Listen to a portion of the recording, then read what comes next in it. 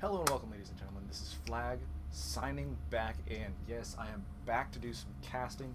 I do apologize quite profusely for taking so fucking goddamn long and getting back to the mic, to my beloved StarCraft, but I am back with some more games. I will be doing a lot more casting as we move forward. Just everything got pretty busy as the summer ended and the semester is beginning. And this semester is going to be busy as hell, so I'm taking... if you're a normal college student, taking the equivalent of 20 hours of credit, or 20 credit hours and 15 hours of work. So, going to be trying to fit in all the casting I can, possibly, and pretty much saying fuck it to my sleep schedule. So, thank you to everyone who has sent in games. You guys are awesome for sending these in. I'm going to just kind of take this a little bit of a different way from the way that I used to, where I would just straight up cast it. There's this kind of thought process of most, at least from my perspective, of most players in StarCraft, and that is this kind of attitude of, well, I want to get out of my league. Regardless of what it is, I want to go up. I want to go up. If you're bronze, you want to get to silver. If you're silver, you want to get to gold. If you're gold, you want to get to platinum. And I've actually been in this mode a lot myself, as I have not been able to do much casting with this kind of stuff that's been going on. I have actually been able to play a lot. So I actually got promoted, yay, to platinum. So and I was actually 82 points away from getting promoted again to diamond, huzzah! And then I lost and lost and lost and lost and lost and lost. So just a message to everyone out there: this game is a wonderful game, but you will lose a lot of games, So just keep going. You know, I went from being 82 points back to and in third place in platinum, all the way down to like 35th place and like 200 points away. So, and lock-in is, I believe, today or tomorrow, I'm not sure. So I'm not getting promoted this season, but I will be working towards diamond next season, and I may bring some tutorials as to how I play, so you guys can get an idea, at least from the Zerg perspective, of what are some interesting things to do and kind of different things that I'm learning as I go through the game. So, we're going to hop into this game. This is brought to us by Mysterious. Thank you, Mysterious, you mysterious. I just want to keep saying that word, Mysterious.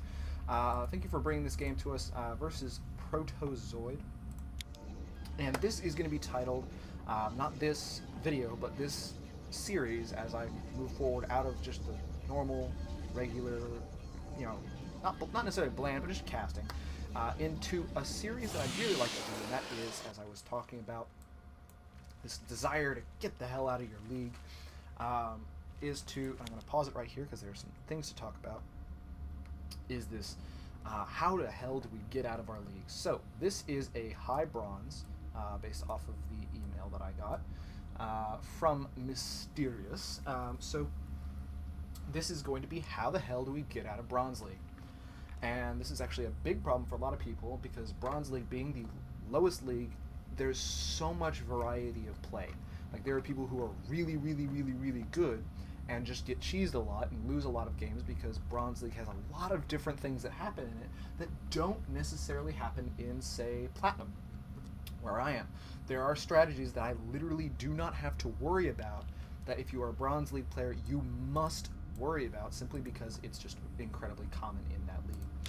So we're going to be going over a bunch of different stuff. First of all, we did see our friend here, Mysterious, go for the Overlord on, let's see, what was it? I think it was 10. That is a little bit of a mistake. There are a lot of people who do this big stress on early stuff, like, you know, oh, you need to Overlord on 9, or you need to Overlord on 10, but do an extractor trick. And by the way, if you want to learn how to do an extractor trick, it's very easy. When you get to 10, build your Overlord, and then when you get to about 50 or 75, whichever you want, the way I like to do is I highlight all my drones, B, and then E for extractor, throw down one, and it'll, you don't have to right click anywhere, just B, E, click an extractor onto one of the, left click on it, onto one of the Vespene geysers, and the nearest drone will immediately hop to it.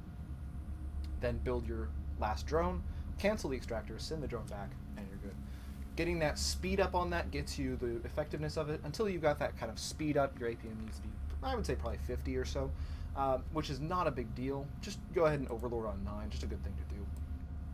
So, but we're going to see here, we're going to see 2-gate play come out of our friend here, ProtoVoid, or our enemy, that is, our enemy, ProtoVoid.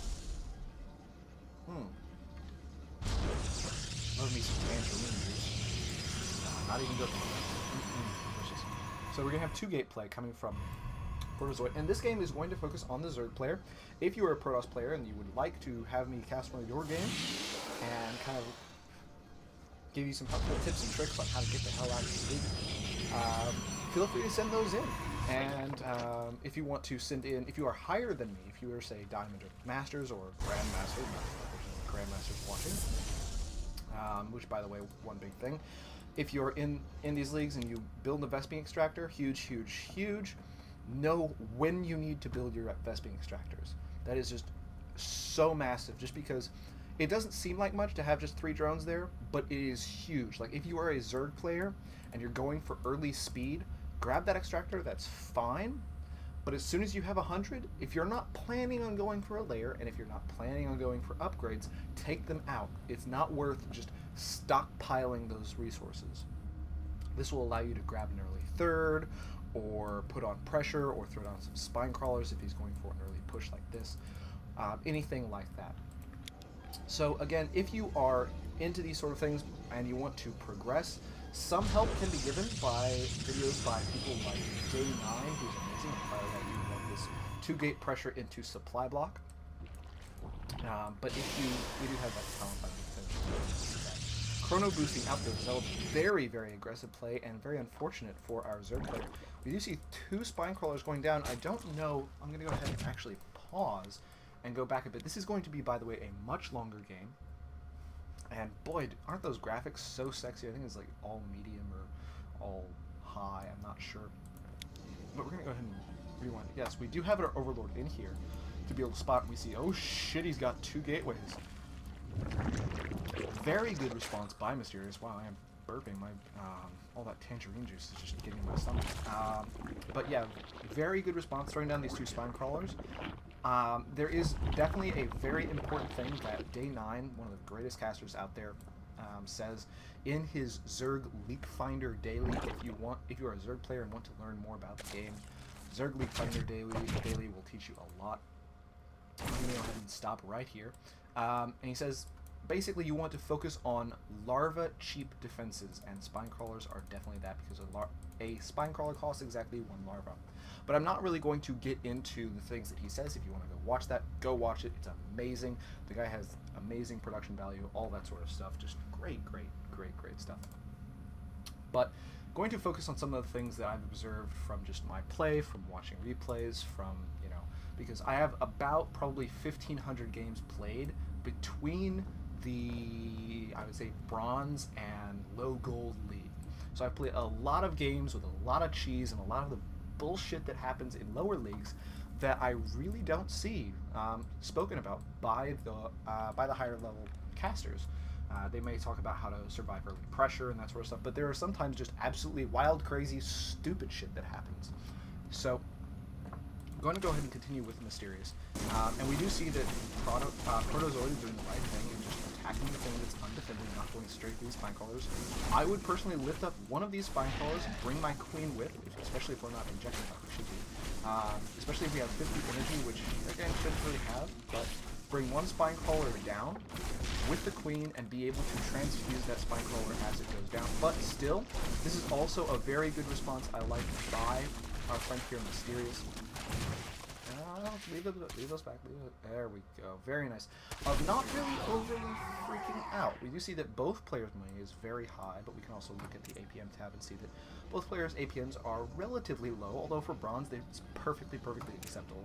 So we can go back to bronze. Again, we do have this Vespene extractor. Yeah, we do need to throw out another. Oh, very important. Very important to be able to produce more of those units that require gas that we can't actually build for another 20 seconds. So we do have more Zealots coming in, which at this point are not going to do a whole lot. They are going to get back. Wow, that's doing a lot of damage. Very nice. Cancel on that to just allow a little bit more time. We do have easily enough defense up here. We do want to be doing something with our drones. We need to throw down a proxy, get gas, go for roaches. There are many things that you can do to kind of prepare for this kind of thing. It is very easy to get stuck in tier 1. And this is something you really, really, really, really don't want to do. You don't want to get stuck in tier 1, especially without any gas, without any. We do see the gas finally going down at 9-minute mark. But as soon as you see that with these zealots and you know that you have enough spine crawlers up here to defend, immediately transition into something higher tech.